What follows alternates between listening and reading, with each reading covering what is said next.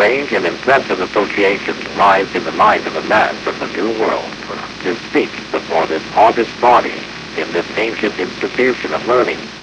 Before his eyes passed the shadows of mighty kings and warlike nobles, of great masters of law and theology.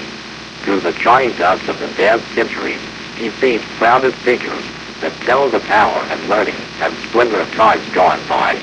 And he sees also the innumerable host of humble students to whom clerkship meant emancipation, to whom he was well-nigh the only outlet from the dark thraldom of the Middle Ages.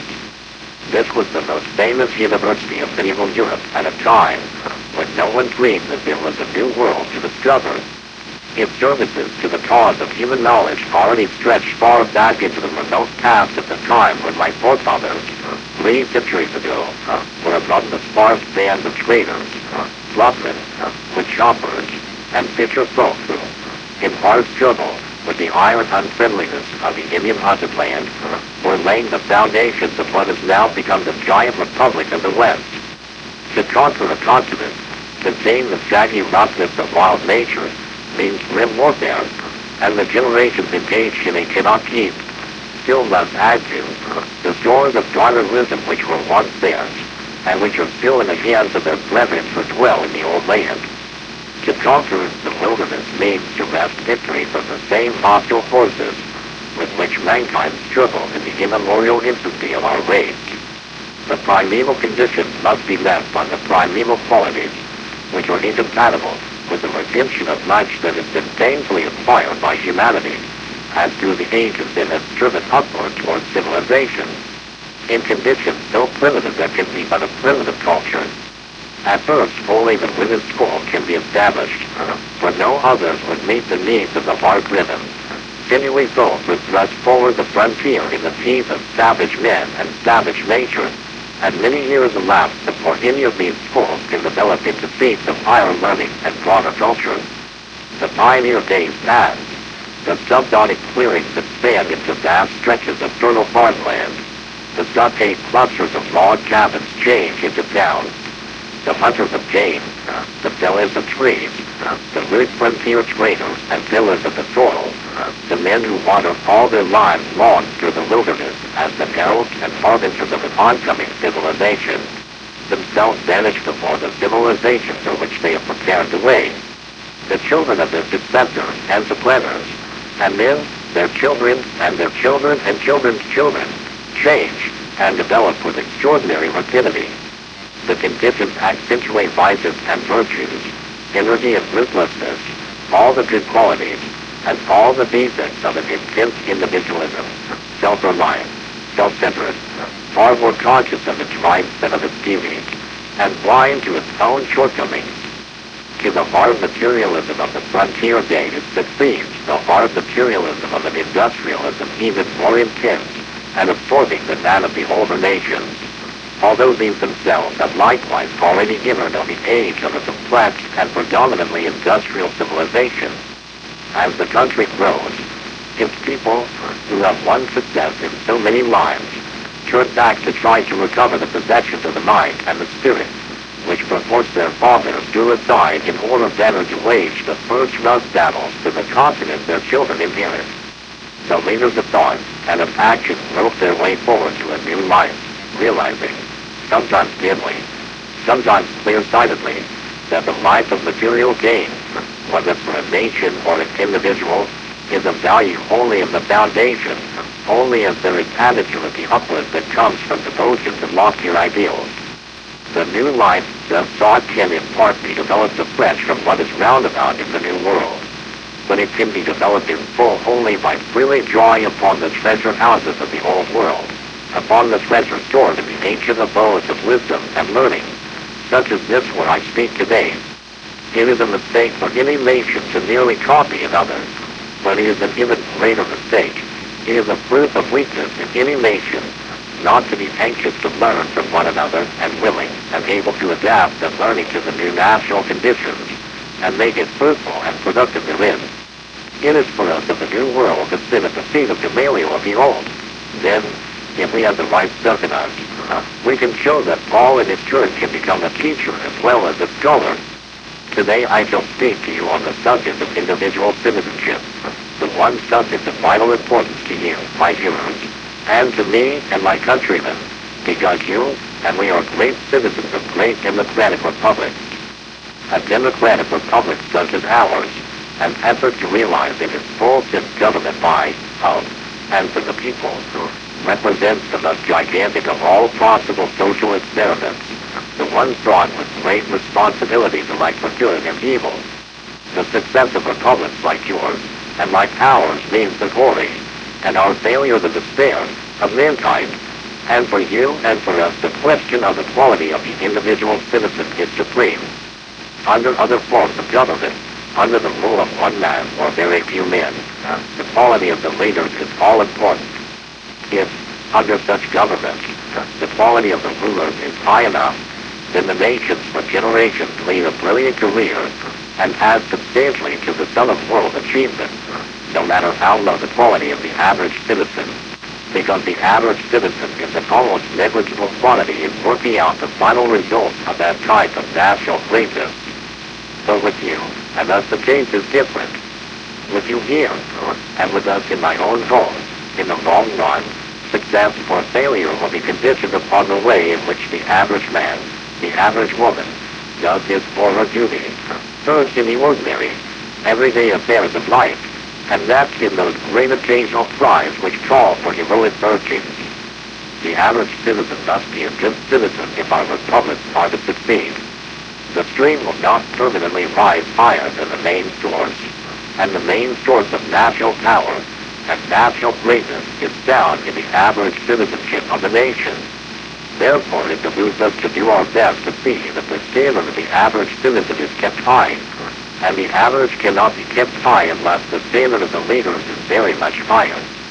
It is well if a large proportion of the leaders in any republic, in any democracy, are, as a matter of course, drawn from the classes represented in this audience today, but only provided that those classes possess the gifts of sympathy with plain people and of devotion to great ideals. You and those like you have received special advantages. You have all of you had the opportunity for mental training. Many of you have had leisure. Most of you have had a chance for enjoyment of life far greater than comes to the majority of your fellows. To you and your kind much has been given, and from you much should be expected. Yet there are certain failings against which it is especially incumbent that both men of trained and cultivated intellect and men of inherited wealth and position should especially guard themselves, because to these failings they are especially liable, and if yielded to, then your chances of useful service are at an end. Let the man of learning, the man of letters leisure, beware that queer and cheap contagion to pose to himself and to others as a cynic, as the man who has outgrown emotions and beliefs, the man to whom good and evil are as one. The poorest way to face life is to face it with a sneer. There are many men who feel a kind of twisted pride in cynicism. There are many who confine themselves to criticism of the way others do what they themselves dare not even attempt. There is no more unhealthy being, no man less worthy of respect, than he who either really holds, or feigns to hold, an attitude of sneering disbelief toward all that is great and lofty, whether in achievement or in that noble effort which, even if it fails, comes second to achievement. A cynical habit of thought and speech, a readiness to criticize work which the critic himself never tries to perform, an intellectual aloofness which will not accept contact with life's realities. All these are marked, not as the possessor would feign to think, of superiority, but of weakness. They mark the men unfit to bear their part painfully in the stern strife of living, who seek, in the affectation of contempt for the achievement of others, to hide from others, and from themselves their own weakness. The role is easy. There is none easier, save only the role of the man who fears alike in both criticism and performance. It is not the critic who counts, not the man who points out how the strong men stumble, or where the fewer of these could have done them better. The credit belongs to the man who is actually in the arena, whose face is marred by dust and sweat and blood, who strives valiantly, who errs, who comes short again and again, because there is no effort without error and shortcoming, but who does actually strive to give the beings, who knows the great enthusiasms, the great devotions, who spends himself in a worthy cause, who at the best knows to begin the triumph of high achievement, and who is the worst if he fails, at least fails while daring greatly, so that his place shall never be with those cold and timid souls who neither know victory nor defeat. Shame on the man of cultivated taste who permits refinement to develop into fastidiousness that unfits him for doing the rough work of a workaday world. Among the free people who govern themselves there is but a small field of usefulness open for the men of cloistered life who shrink from contact with their fellows. Still less room is there for those who deride or slight what is done by those who actually bear the brunt of the day, nor yet for those others who always profess that they would like to take action, if only the conditions of life were not exactly what they actually are. The man who does nothing cuts the same sordid figure in the pages of history, whether he be cynic, or thought, or voluptuary. There is little use for the beings whose depthest soul knows nothing of the weight and generous emotion, of the high pride, the stern belief, the lofty enthusiasm of the men who quell the storm and ride the thunder. Well for these men if they succeed, well also, though not so well, if they fail, given only that they have nobly ventured, and have put forth all their heart and strength. It is war-worn Hotspur, sped with hard fighting, he of the many heroes, and the valiant Dan, over whose memory we love to linger, not over the memory of the young lord who, but for the long times would have been a valiant soldier. France has taught many lessons to other nations. Surely one of the most important lessons is the lesson our whole history teaches, that a higher business and literary development is compatible with notable leadership in arms and statecraft. The brilliant gallantry of the French soldier has for many centuries been proverbial, and during these same centuries, at every court in Europe, the prelates of fashion have treated the French tongue as their common speech, while every artist and man of letters, and every man of science able to appreciate that marvelous instrument of precision, French prose, has turned toward France for aid and inspiration. How long the leadership in arms and letters has lasted is curiously illustrated by the fact that the earliest masterpiece in the modern tongue is the splendid French epic which tells of Poland's doom and the vengeance of Charlemagne, when the lords of the Frankish host were stricken and Roosevelt. Let those who have keep, let those who have not strive to attain a high standard of cultivation and scholarship. Yet let us remember that these stand second to certain other things. There is need of a sound body, and even more of a sound mind. But above mind and above body stands character, the sum of those qualities which we mean when we speak of a man's force and courage, of his good faith and sense of honor. I believe in exercise for the body, always provided that we keep in mind that physical development is a means and not an end. I believe, of course, in giving to all the people a good education, but the education must contain much besides book learning in order to be really good. We must ever remember that no keenness and subtleness of intellect, no polish, no cleverness, can in any way make up for the lack of the great solid qualities: self-restraint, self-mastery, common sense, the power of accepting individual responsibility, and yet of acting in conjunction with others, courage and resolution. These are the qualities which mark a masterful people. Without them no people can control itself, or save itself from being controlled from the outside. I speak to a brilliant assemblage. I speak in a great university which represents the flower of the highest intellectual development. I pay all homage to intellect, and to elaborate and specialized training of the intellect. And yet, I know I shall have the assent of all of you present when I have that more important still on the commonplace, everyday qualities and virtues. Such ordinary, everyday qualities include the will and the power to work, to find and means, and to have plenty of healthy children. The need that the average man shall work is so obvious and violently toward insistence. There are a few people in every country so born that they can lead lives of leisure. These fill a useful function if they make it evident that leisure does not mean idleness. For some of the most valuable work needed by civilization is essentially not remunerated in its character, and of course the people who do this work should in large part be drawn from those to whom remuneration is an object of indifference. But the average man must earn his own livelihood. He should be trained to do so, and should be trained to feel that he occupies a contemptible position if he does not do so, that he is not an object of envy if he is idle, at whichever end of the social scale he stands, but an object of contempt, an object of derision. In the next place, the good man should be both a strong and a brave man. That is, he should be able to fight. He should be able to serve his country as a soldier if the need arises. There are well-meaning philosophers to declaim against the unrighteousness of war. They are right only if they lay all their emphasis upon the unrighteousness. War is a dreadful thing. An unjust war is a crime against humanity. But it is such a crime because it is unjust, not because it is a war. The choice must ever be in favor of righteousness, and this whether the alternative be peace or whether the alternative be war. The question must not be merely, is there to be peace or war? The question must be, is it right to prevail? Are the great laws of righteousness once more to be fulfilled? And the answer from a strong and virile person must be, yes, whatever the cost.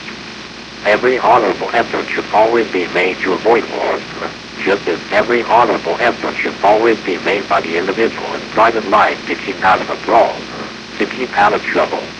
But no self-respecting individual, no self-respecting nation, can or ought to submit to wrong. Finally, even more important than ability to work, even more important than ability to fight in need, is it to remember that the chief of blessings for any nation is that it shall leave its seed to inherit the land. It was the crown of blessings in biblical times, and it is the crown of blessings now. The greatest of all curses is in the curse of sterility, and the severest of all condemnations should be that visited upon willful sterility. The first essential in any civilization is that the man and the woman shall be father and mother of healthy children, so that the race shall increase and not decrease. If this is not so, if through no fault of the society there is failure to increase, it is a great misfortune. If the failure is due to deliberate and willful fault, then it is not merely a misfortune. It is one of those crimes of ease and self-indulgence, of shrinking from pain and effort and risk, which in the long run nature punishes more heavily than any other.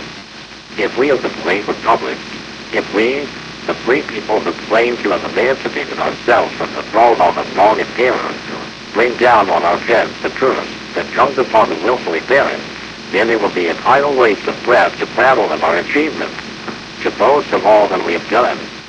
No refinement of life, no delicacy of taste, no material progress, no sort of heaping up of riches, no sensuous development of art and literature, can in any way compensate for the loss of the great fundamental virtues. And of these great fundamental virtues, the greatest is the race's power to perpetuate the race.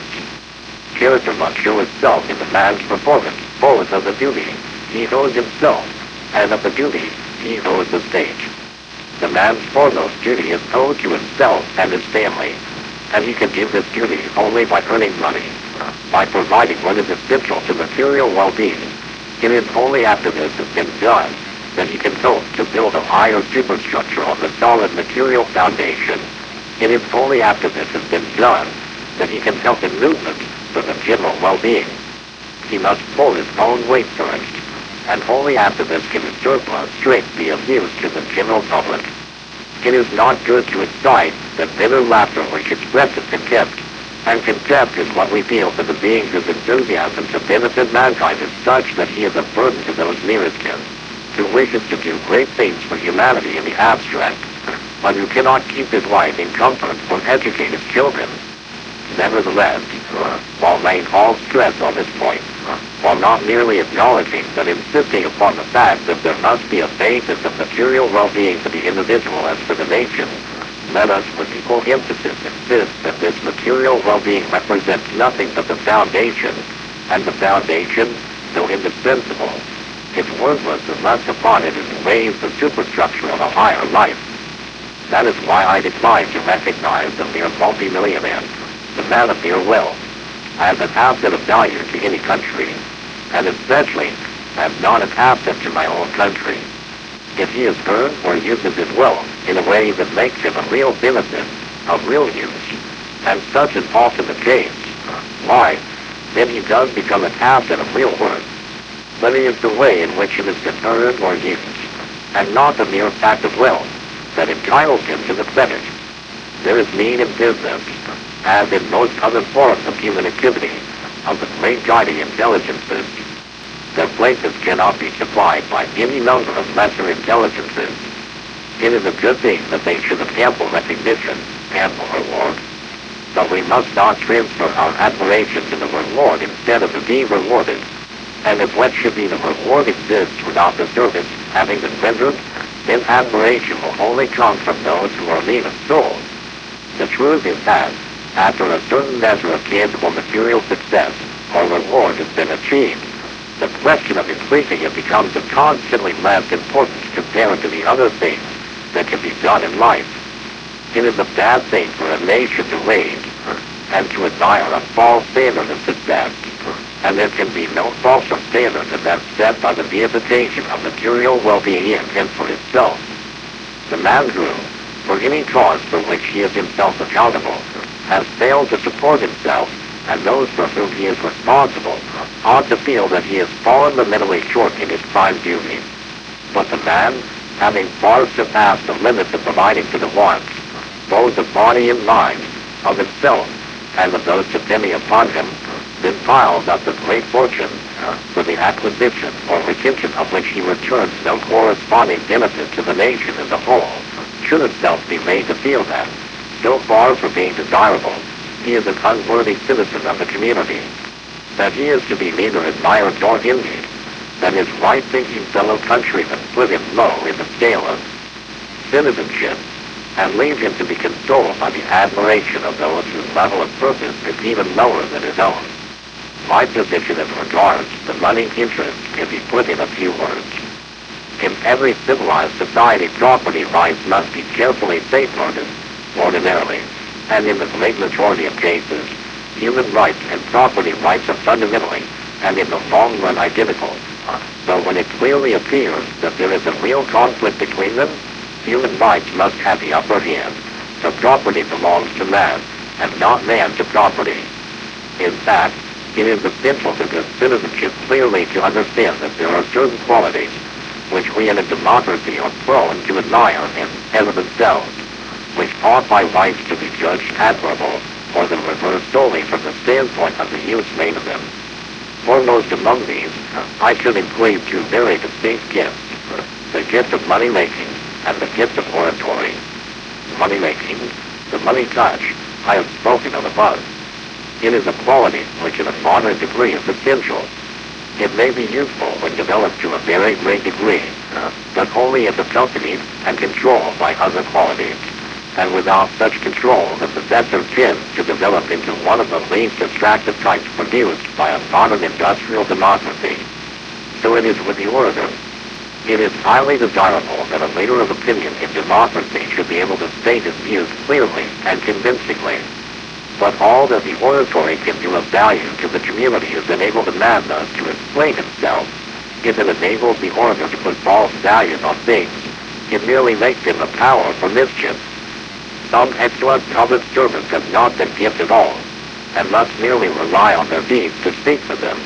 And unless oratory does represent genuine conviction based on good common sense, and able to be translated into efficient performance, then the better the oratory, the greater the damage to the public it deceives. Indeed, it is a sign of marked political weakness in any commonwealth if the people tend to be carried away by mere oratory, if they tend to value words in as to themselves, as divorced from the deeds for which they are supposed to stand. The brave maker, the brave mother, the ready talker, however great his power, whose speech does not make for courage, sobriety, and right understanding, is simply a noxious element in the body politic, and it speaks ill to the public if he has influence over them. To admire the gift of oratory without regard to the moral quality behind the gift is to do wrong to the Republic. Of course, all that I say of the orator applies with even greater force to the orator's latter-day and more influential brother, the journalist. The power of the journalist is great, but he is entitled neither to respect nor admiration because of that power unless it is used aright. He can do, and often does, great good. He can do, and he often does, infinite mischief.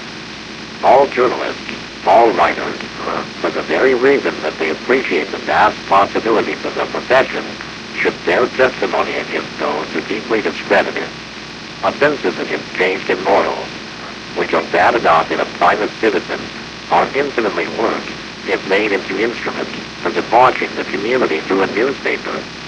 Mendacity, slander, sensationalism, inanity, vapid triviality, all are potent factors of the debauchery of the public mind and conscience.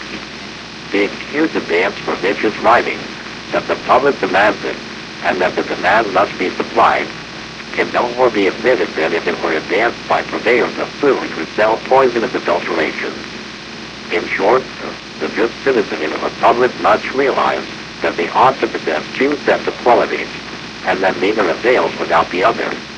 He must have those qualities which make for efficiency, and he also must have those qualities which direct the efficiency into channels to the public good.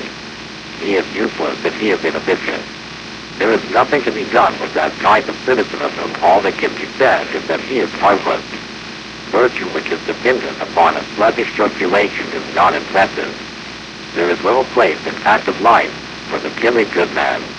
The man who is saved by weakness from robust wickedness is likewise rendered immune from robuster virtues.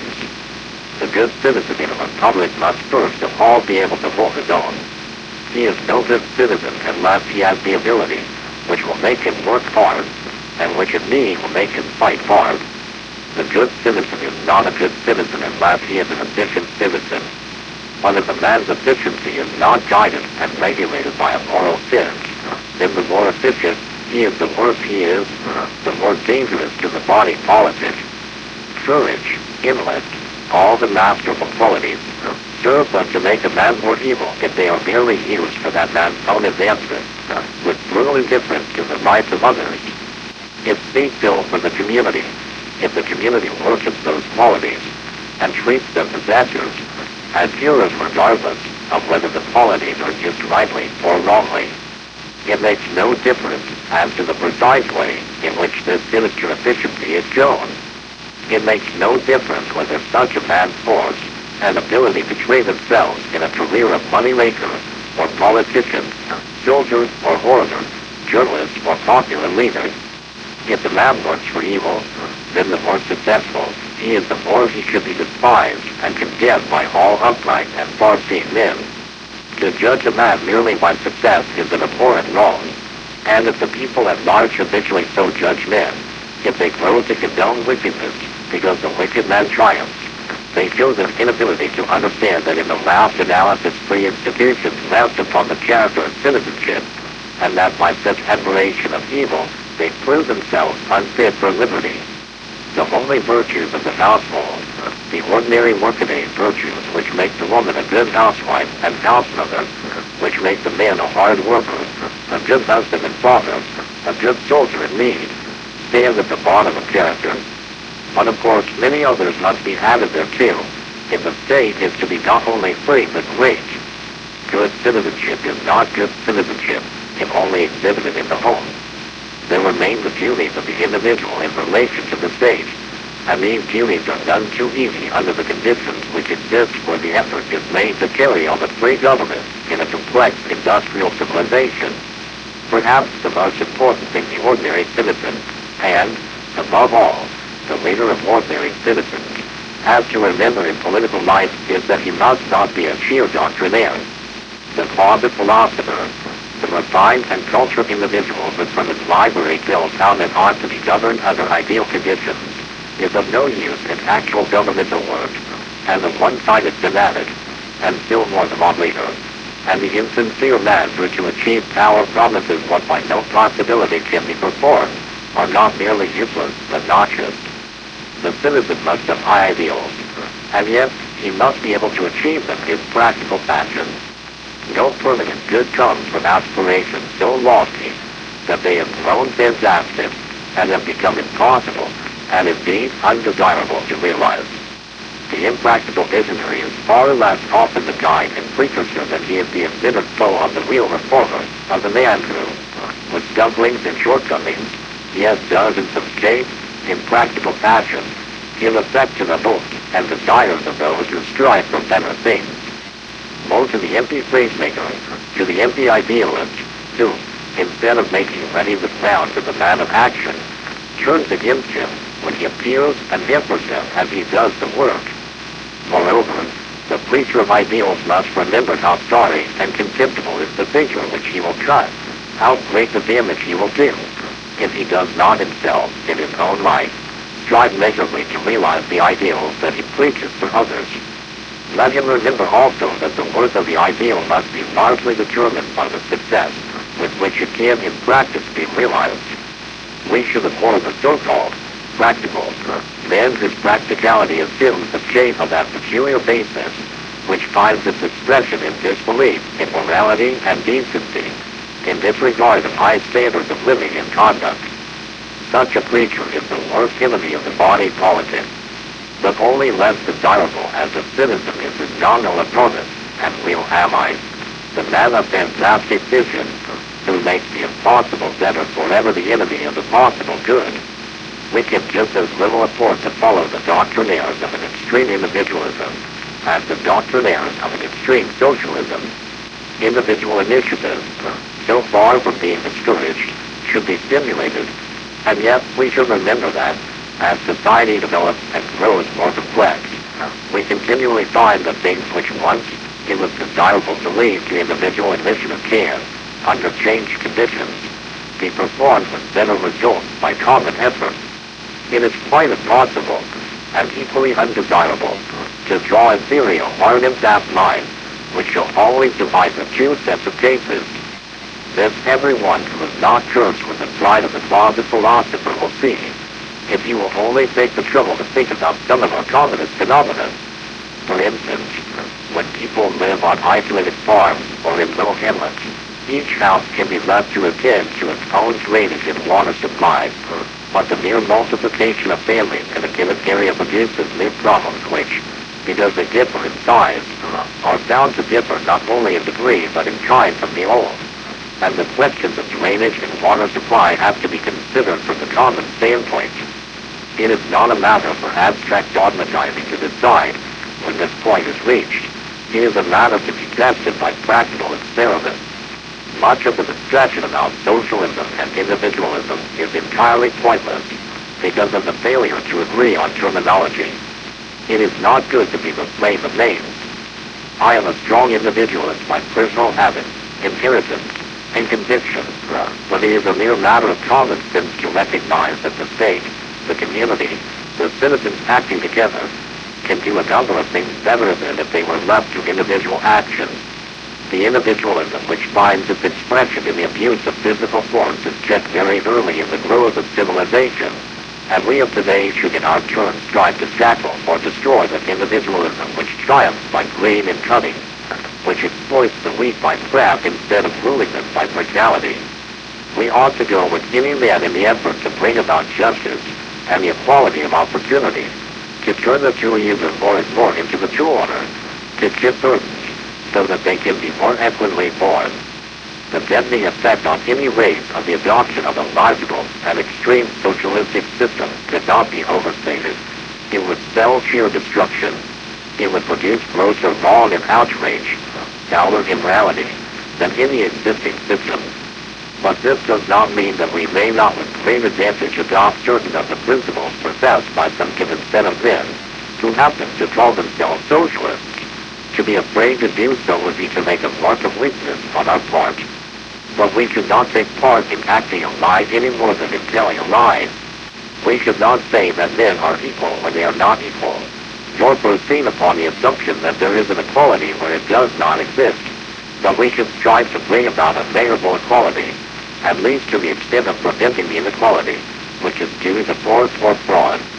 Abraham Lincoln, a man of the plain people, blood of their blood, and bone of their bones, who all his life toiled and wrought and suffered for them, at the end died for them, who always strove to represent them, who would never tell an untruth to warn them, spoke of the doctrine of equality with his usual mixture of idealism and sound common sense. He said, I omit what was of merely local significance. I think the authors of the Declaration of Independence intended to include all men, but that they did not mean to declare all men equal in all respects. They did not mean to say all men were equal in color, size, intellect, moral development, or social capacity. They defined with tolerable distinctness in what they did consider all men created equal in certain inalienable rights, among which are life, liberty, and the pursuit of happiness. This they said, and this they meant. They did not mean to assert the obvious untruth that all were then actually enjoying that equality, or yet that they were about to confer it immediately upon them. They meant to set up a standard maxim for free society which should be familiar to all, constantly looked to, constantly labored for, and, even though never perfectly attained, constantly approximated, and thereby constantly spreading and deepening its influence, and augmenting the happiness and value of life to all people, everywhere. We are bound in honor to refuse to listen to those men who would make us desist from the effort to do away with the inequality, which means injustice, the inequality of right, of opportunity, of privilege. We are bound in honor to strive to bring even nearer the day when, as far as it's humanly possible, we shall be able to realize the ideal that each man shall have an equal opportunity to show the stuff that is in him by the way in which he renders service. There should, so far as possible, be equal of opportunity to render service. But just so long as there is inequality of service, there should, and must be inequality of reward. We may be sorry for the general, the painter, the artist, the worker in any profession or of any kind, whose misfortune rather than whose fault is that he does his work ill. But the reward must go to the man who does his work well. For any other course is to create a new kind of privilege, the privilege of folly and weakness, and special privilege is injustice, whatever form it takes. To say that the thriftless, the lazy, the vicious, the incapable ought to have reward given to those who are farsighted, capable, and upright, is to say what is not true and cannot be true. Let us try to level up, but let us beware of the evil of leveling down. If a man stumbles, it is a good thing to help him to his feet. Every one of us needs a helping hand now and then. But if a man lies down, it is a waste of time to try to carry him, and it is a very bad thing for everyone if we make men feel that the same reward will come to those who shirk their work and those who do it. Let us, then, take into account the actual facts of life, and not be misled into following any proposal for achieving the millennium, for recreating the golden age, until we have subjected it to hard-headed examination. On the other hand, it is foolish to reject a proposal merely because it is advanced by visionaries. If the given scheme is proposed, look at it on its merits, and, in considering it, disregard formulas. It does not matter in the least who proposes it, or why. If it seems good, try it. If it proves good, accept it, otherwise reject it. There are plenty of good men calling themselves socialists with whom, up to a certain point, it is quite possible to work. If the next step is one which both we and they wish to take, why of course take it, without any regard to the fact that our views as to the 10th step may differ. But on the other hand, keep clearly in mind that, though it has been worthwhile to take one step, this does not in the least mean that it may not be highly disadvantageous to take the next. It is just as foolish to refuse all progress because people demanding a desire at some point to go to absurd extremes, as it would be to go to these absurd extremes simply because some of the measures advocated by the extremists are wise.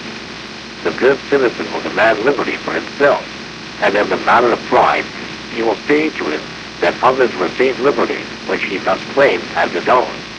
Probably the best test of true love of liberty in any country is the way in which minorities are treated in their country. Not only should there be complete liberty in matters of religion and opinion, but complete liberty for each man to lead his life as he desires, provided only that in so doing he does not wrong his neighbor. Persecution is bad because it is persecution, and without reference to which side happens at the moment to be the persecutor, and which the persecuted. Class hatred is bad in just the same way, and without regard to the individual who, at a given time, substitutes loyalty to a class for loyalty to a nation, or substitutes hatred of men because they happen to come in a certain social category, for judgment awarded them according to their conduct. Remember always that the same measure of condemnation should be extended to the arrogant, which would look down upon or crush any man, because he is poor, and to envy, and hatred which would destroy a man, because he is wealthy. The overbearing brutality of the man of wealth or power, and the envious and hateful malice directed against the wealth or power, are really and merely different manifestations of the same quality, merely two sides of the same shield. The man who, if born to wealth and power, exploits and ruins his less fortunate brethren is at heart the same as the greedy and violent demagogue, who excites those who have not property to plunder those who have. The greatest wrong upon his country is inflicted by that man, whatever his nation, who seeks to make his countrymen divide primarily in the line that separates class from class, occupation from occupation, men of more wealth and men of less wealth, instead of remembering that the only safe standard is that which judges each man on his worth as a man, whether he be rich or whether he be poor, without regard to his profession or to his station in life. Such is the only true democratic test, the only test that can with propriety be applied in a republic. There have been many republics in the past, both in what we call antiquity and in what we call the Middle Ages. They fell, and the prime factor in their fall was the fact that the parties tended to divide along the line that separates wealth from poverty. It made no difference which side was successful. It made no difference whether the republic fell under the rule of an oligarchy or the rule of a mob. In either case, when once loyalty to a class had been substituted for loyalty to the republic, the end of the republic was at hand. There is no greater need today than the need to keep ever in mind the fact of the cleavage between right and wrong, between good citizenship and bad citizenship, runs at right angles to, and not parallel with, the lines of cleavage between class and class, between occupation and occupation. Ruin looks us in the face if we judge a man by his position, instead of judging him by his conduct in that position. In a republic, to be successful, we must learn to combine intensity of conviction with a broad tolerance of difference of conviction. Wide differences of opinion in matters of religious, political, and social belief must exist if conscience and intellect alike are not to be subject, if there is to be room for healthy growth. Bitter enemies and hatreds, based on such differences, are signs, not of earnestness of belief, but of that fanaticism which, whether religious or anti-religious, democratic or anti-democratic, is itself but a manifestation of the gloomy bigotry which has been the chief factor in the downfall of so many nations. Of one man in especial, beyond anyone else, the citizens of a republic should beware, and that is of the man who appeals to them to support him on the ground that he is hostile to other citizens of the republic, that he will secure for those who elect him, in one shape or another, profit at the expense of other citizens of the republic. It makes no difference whether he appeals to class hatred or class interest, to religious or anti-religious prejudice. The man who makes such an appeal should always be presumed to make it for the sake of furthering his own interest. The very last thing an intelligent and self-respecting member of a democratic community should do is to reward any public man, because that public man says that he will get the private citizen something to which this private citizen is not entitled, or will gratify some emotion or animosity which this private citizen ought not to possess. Let me illustrate this by one anecdote from my own experience. A number of years ago, I was engaged in cow ranching on the Great Plains of the western United States. There were no fences. The cattle wandered free, the ownership of each being determined by the brand. The cows were branded with the brand of the cows they followed. If on a roundup an animal was passed by, the following year it would appear as an unbranded yearling, and was then called a maverick. By the custom of the country, these mavericks were branded with the brand of the man on whose range they were found. One day I was riding the range with a newly hired cowboy, and we came upon a maverick. We roped him through it. Then we built a fire, took out a century, heated it in the fire, and then the cowboy started to put on the brand. I said to him, "It's so and so's brand," naming the man on whose range we happened to be. He answered, "That's all right, boss. I know my business." In another moment I said to him, "Hold on, you are putting on my brand?" To which he answered, "That's all right. I always put on the boss's brand." I answered, "Oh, very well. Now you go straight back to the ranch and get whatever is owing to you. I don't need you any longer." He jumped up and said, "Why, what's the matter?" "I was putting on your brand." And I answered, "Yes, my friend, and if you will feel for me, then you will feel for me." Now, the same principle which applies in private life applies also in public life. If the public man try to gain your vote by saying that he will do something wrong in your interest, you can be absolutely certain that if ever it becomes worth his while, he will do something wrong against your interest. So much for the citizenship of the individual in his relations to his family, to his neighbors, to the state. There remain duties of citizenship which the state, the aggregation of all the individuals, owes in connection with other states, with other nations. Let me say at once that I am no advocate for a foolish cosmopolitanism. I believe that a man must be a good patriot before he can be, and that the only possible way of being a good citizen of the world. Experience teaches us that the average man who possesses that his international feeling dwarfs his national feeling, that he does not care for his country because he cares so much for mankind, in actual practice proves himself the soul of mankind, that the man who says that he does not care to be a citizen of any one country, because he is the citizen of the world, he is in fact usually an exceedingly undesirable citizen of whatever corner of the world he happens at the moment to be in.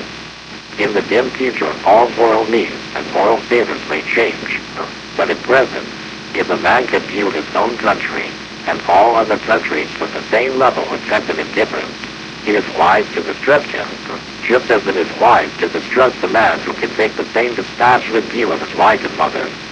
However broad and deep a man's sympathy, however intense his activities, he need have no fear that they will be cramped by love of his native land. Now, this does not mean in the least that a man should not wish to do good outside of his native land. On the contrary, just as I think that the man who loves his family is more apt to be a good neighbor than the man who does not, so I think that the most useful member of the family of nations is normally a strongly patriotic nation. So far from patriotism being inconsistent with a proper regard for the rights of other nations, I hold that the true patriot, who is as jealous of national honor as the gentleman of his own honor, will be careful to see that the nations neither inflict or suffer wrong, just as the gentleman scorns equally to wrong others, or to suffer others to wrong him. I do not for one moment admit that a man should act deceitfully as a public servant in his dealing with other nations, any more than he should act deceitfully in his dealings as a private citizen with other private citizens. I do not for one moment admit that a nation should treat other nations in a different spirit from that in which an honorable man would treat other men. In practically applying this principle to the two sets of cases, there is, of course, a great practical difference to be taken into account. We speak of international law, but international law is something wholly different from private or municipal law, and the capital difference is that there is a sanction for the one and no sanction for the other, that there is an outside force which compels individuals to obey the one, while there is no such outside force to compel obedience as regards to the other. International law will, I believe, as the generations pass, grows stronger and stronger until in some way or other there develops the power to make him respected. But as yet, it is only in the first formative period.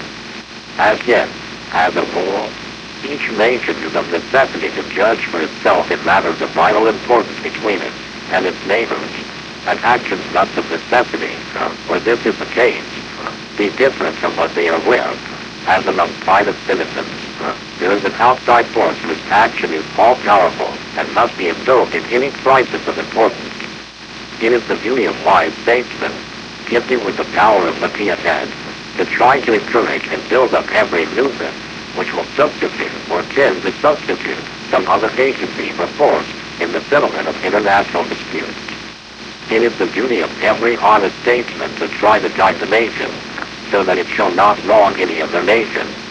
But as yet the great civilized peoples, if they are to be true to themselves and to the cause of humanity and civilization, must keep in mind that in the last resort they must possess both the will and the power to resent wrongdoing from others. The men who sanely believe that a lofty morality preach righteousness, but they cannot preach weakness, whether among private citizens or among nations. We believe that our ideals should be so high, but not so high as to make it impossible favorably to realize them.